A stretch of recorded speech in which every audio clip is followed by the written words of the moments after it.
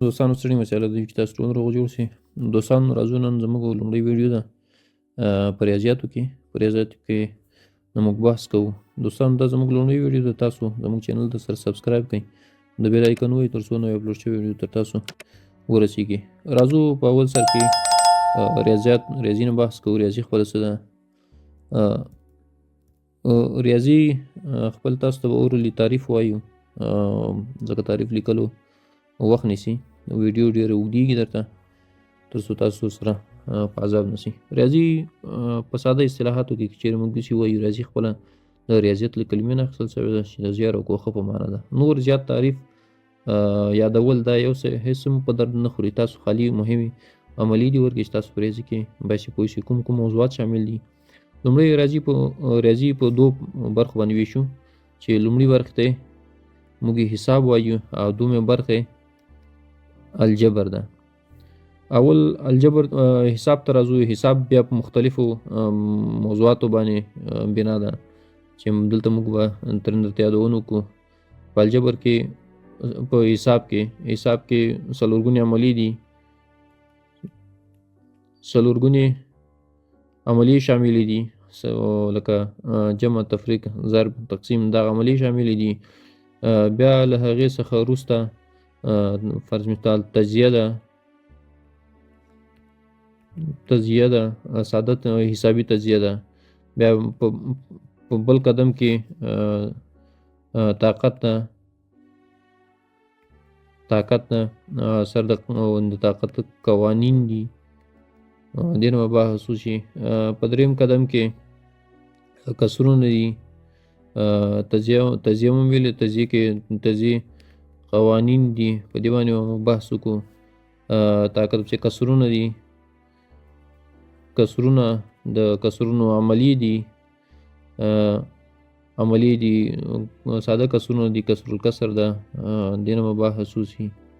او بله موضوع چې ده جذر ورکې شامل ده. جذر ده، د جذر قوانین دي، دې نه موږ بحث وکړو. نو حساب کې دغه تر کسرونو جذر پورې دغه محاسبې شامل دي. بیا په بل قدم کې موږ له الجبر نه بحث کوو. الجبر کې ډېر زیات موضوعات شامل دي چې غټ موضوعات نه یادونه کوو. په لومړي قدم کې پولینوم ده، پولینوم نه موږ بحث وکړو. پولینوم جمع ده، تفریق ده، ضرب ده، تقسیم ده، دې نه موږ په تفصیل سره بحث وکړو. په دویم قدم کې د پولینوم تقسیمات خو باندې به بحث وشي. په کسرونو باندې پولینوم کسرونه دي، د پولینوم کسرونو نه موږ بحث وکړو. د عملي څنګه ترسره کیږي. بل موضوع چې ده د پولینوم تجزیه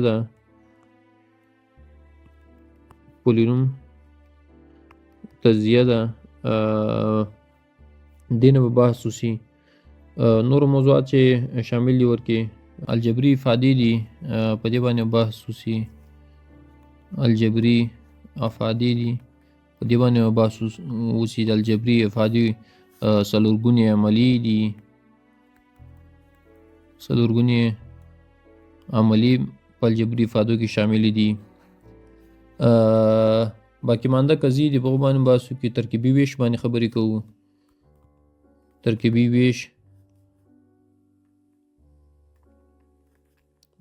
ویش ده د قضیو، بعضو قضیو ضربي اجزاوې دي، ضربي اجزاوې شامل دي.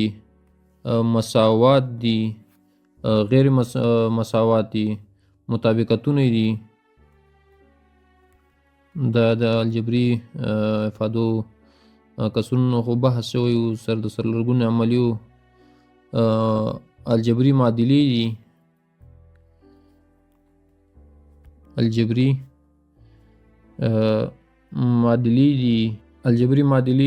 معادلو لومړی درجه معادلې دي، دویمه درجه معادلې دي، جذري معادلې دي، جذري معادلې ورکې شامل دي.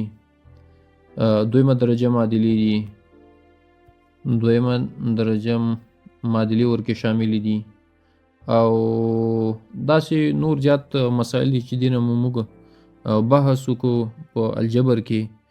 او بل په آخر قدم کې چې کوم یو موضوعات راځي، د اول حساب د بیا الجبر، د الجبر څخه وروسته بیا عالی ریاضیات دي. په عالی ریاضیاتو کې بیا یو څو موضوعات لوی لوی موضوعات شامل دي چې په دې کې په الجبر کې لوګاریتم هم شامل ده، لوګاریتم دې نه هم بحث وشي. دا به ترادفونه هم دې کې شامل دي،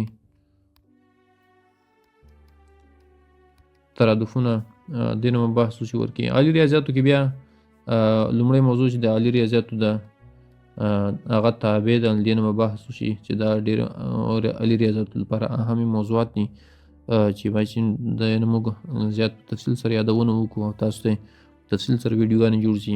تابع چې لیمیټ ده، لیمیټ ده یا لیمیټ ورکې شامل ده، لیمیټ چې مشتق ده، مشتق ده یا ډرایویټیو او ورپسې انټیګرال ده، انټیګرال ده. دا به د عالی ریاضیاتو آخري موضوع بیا انټیګرال چې د معین او غیر معین انټیګرال ده، معین انټیګرال او غیر معین انټیګرال، غیر معین انټیګرال دی نو باسو چې نو تاسو د عالی ریاضیاتو موضوعات شي. بیا د هغې څخه وروسته نور مختلف موضوعات دي چې د هغې څخه تفاضلي معادلات دي چې د هغې نه هم ترتیب سره یادونو چې تفاضلي معادلاتو کوم خبرې دي. نو ستاسو لپاره د مکتب دورې لپاره چې کوم یو موضوعات دي اړین موضوعات هغه حساب د الجبر ده او عالی ریاضیاتو کې تابع لیمیټ مشتق انټیګرال ده. دوستان دا وه زموږ نننۍ ویډیو چې تاسو ته وړاندې شوله. دوستان زموږ چینل سره سبسکرایب کړئ، د بیل ایکن ووهئ تر څو نوې اپلوډ شوې ویډیو تر تاسو ورسیږي. نور مو وخت نه نیسو، ښه وخت ولرئ. الله مل شي.